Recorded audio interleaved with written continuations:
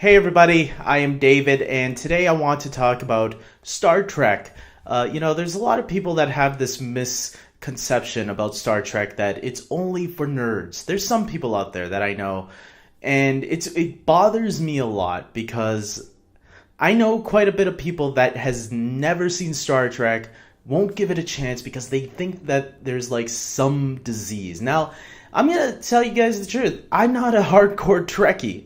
I have not seen a lot of Star Trek, but I have seen enough to determine that, yeah, fine, it's a cool series that's a franchise that a lot of people happen to like. And I might not be a hardcore nerd about it. Like, I don't know about, like, the planet that's in the solar system in the east or whatever. I don't know, and I don't know every character's name and all that. But I know enough to give me enough knowledge and appreciation for the franchise. And that's what I wanted to do because today is Star Trek Day, or at least that's what was trending on Twitter.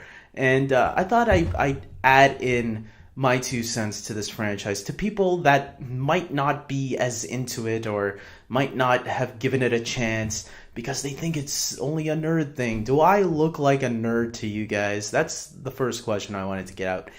No, I am not a hardcore Trekkie nerd. I'm a movie nerd, okay? I know my shit about movies. I don't know my shit about Star Trek. But I do know, like, Star Trek The Next Generation. That's probably the only Star Trek series that I have actually fully watched from beginning to end. And that was because my mom was a fan of that series. So I was not forced into it, but I was like, yeah, I watched it while my mom was watching it when I was doing my homework when I was a kid.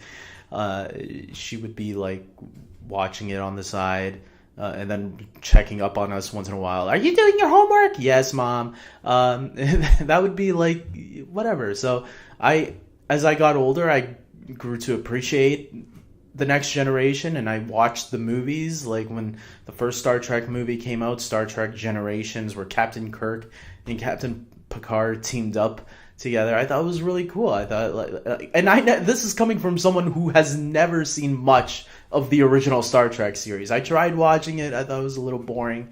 I tried watching some of the others. I thought they were boring. But that's just me, you know? That doesn't mean I hate it. And so it took me a while to actually finally watch the original films with the original cast. I don't know when, I don't remember when I started watching those ones. I think it was around the time the J.J. Abrams films started coming out. And so it had my curiosity, I guess. And I did go back to watch those original Trek films. And I'm going to say, I actually thought some of the old films were actually pretty enjoyable. Like Wrath of Khan, you hear Star Trek nerds talking about Wrath of Khan a lot, and I'm gonna admit that was a really good film. Star Trek 3, The Search for Spock, it wasn't bad either. Star Trek 4, if you're not a Star Trek fan, Star Trek 4 is actually takes the franchise in a very different direction by making it more of a comedy set in the 80s, which I actually thought was really interesting direction that they took it. And funny enough, it was directed by Leonard Nimoy, who passed away. And he did a really nice job on that. And Star Trek 5, people say, is the worst Star Trek film. And I'm going to admit, as someone who's not a hardcore Trekkie, I thought it was interesting. Star Trek 6, which was the last one with the original crew, I think it was called The Undiscovered Country. That one was actually not bad either. I like that they got Christopher Plummer to play the villain in that one, which was really cool. Christopher Plummer is a really good Canadian actor. I think he won an Academy Award recently for a movie. So, there you go. An Academy Award winner playing a Star Trek villain. I know Christopher Lloyd, who a lot of movie nerds will remember from Back to the Future. Played Doc Brown, and also Who Framed Roger Rabbit. He played Judge Doom. He played a villain in Star Trek 3, The Search for Spock. There's a lot of really great actors, recognizable actors that have appeared in these films as well. Obviously, everybody knows Patrick Stewart, who plays Charles Xavier in the X-Men movies. He was born to play Professor Xavier, and he used to play one of the, in my opinion, still the best captain, but that's because I'm kind of biased on that series. Captain Picard is a great captain. I am now a fan of the original crew, but now played by the J.J. Abrams cast.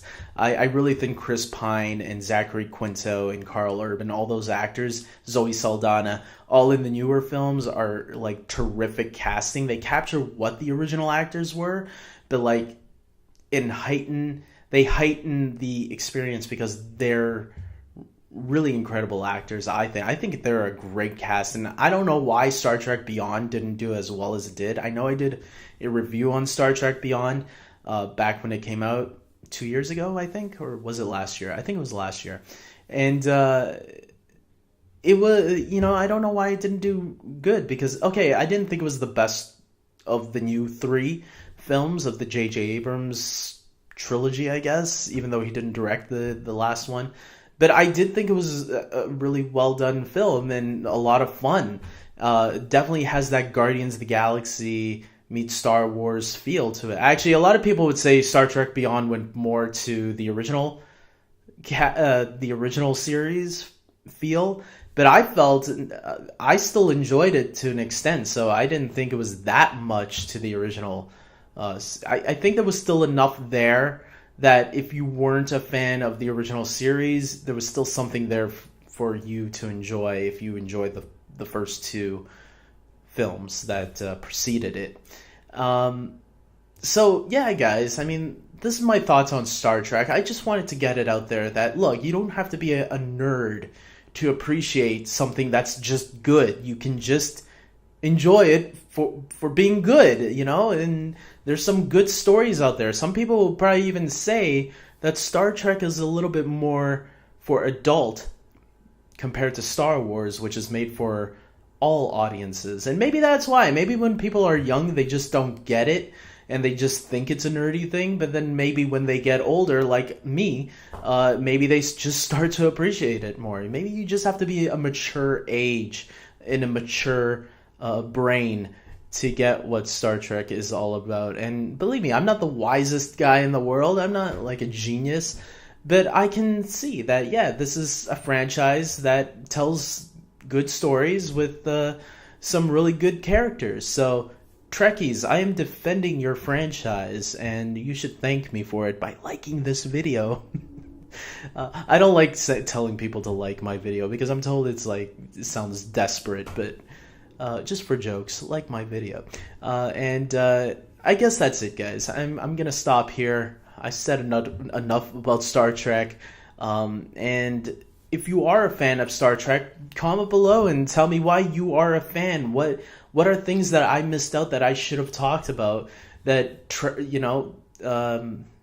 fans or non-fans, non-hardcore fans can appreciate about the franchise. Because I think, and don't tell people to not watch the JJ. I hate Trekkies that don't like the JJ Abrams fans, because guess what? Without the JJ Abrams films, you wouldn't have had a newer set of fans of the franchise, someone like me who got interested in the franchise thanks to the JJ Abrams films and wanted to go back and check out the others. That's how it works sometimes. Sometimes new interpretations can get someone like me to get invested in it and maybe check out what came before it, because that's what happened, So comment below, be cool, don't make fun of each other, and until next time, guys,